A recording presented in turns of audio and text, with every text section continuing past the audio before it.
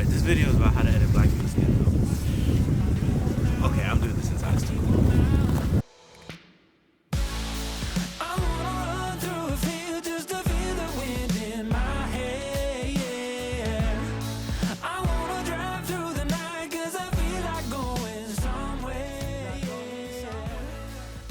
Hey, my name is Chemical Boar and I'm a photographer. As a photographer, you tend to shoot people and things that are around you. So if you don't make it an effort to diversify, you're probably going to shoot people that look similar to you. I try to photograph people of all shades, but it's hard to get the skin tones right. And it's particularly hard for anyone that's in the brown to black color spectrum to get their skin tones right. One thing that helps is learning about undertones. I learned this when I was learning about painting.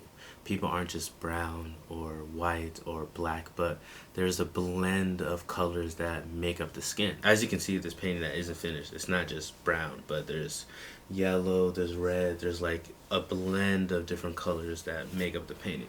And that's how skin is, especially black skin. So when you're photographing something and you make the oranges more saturated, you have a tendency to make the pupils pink or orange like an Oompa Loompa. So I would maybe desaturate the red just like a hair to make it look more naturalistic. So that's something you can do. White balance also helps a lot.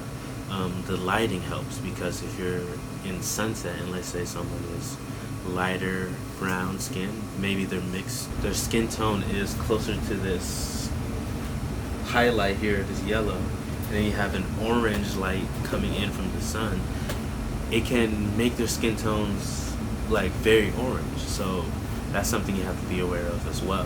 One thing that can help is the background. Keep in mind that I don't shoot a lot of stuff in the studio, so I'm usually looking at on-site or on-location places. So trees in the background, blowing out the background with the bokeh or overexposing a little bit can help. So you just have that contrast between their skin complexion in the background, providing like separation. It can be cool to have them like in the shadows, but you don't want to be able to not tell where their face ends and the shadow starts, and it's just like it's just spooky looking. Maybe that's the look you're going for, but if you're going for naturalistic tones, I wouldn't do that. Another thing that's hard and I still struggle with is interracial couples, because you have two completely different skin tones. So white people usually have more of an olive undertone, and then someone that has a red undertone or a golden undertone.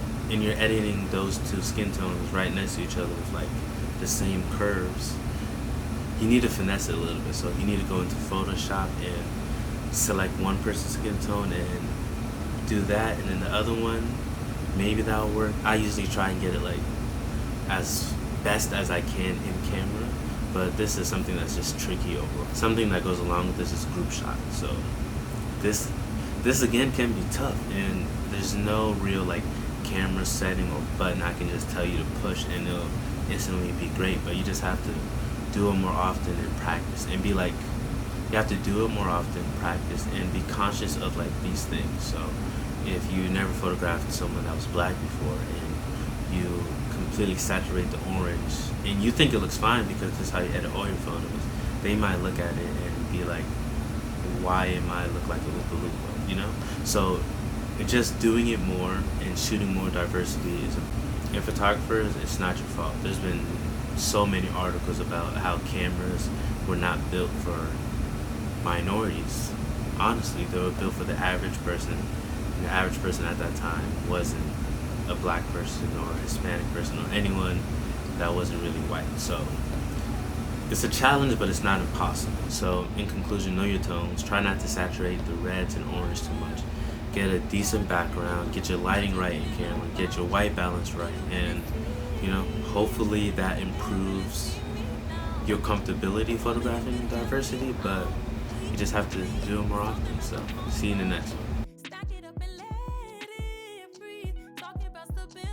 Just being conscious of also what they're wearing, right? Making sure that it's gonna get whatever they're wearing, make sure it's already gonna contrast. If they're a dark person, maybe having to wear some lighter colors, some earth tones maybe, but like it's just in general keep in mind the color palette, what's around you, and lighting, because that's gonna make it a lot easier in editing regardless. So be conscious of it, and don't be afraid to photograph people of color or black people. Like, get out of your comfort zone. sticking out your neck like money, numbers, followers, or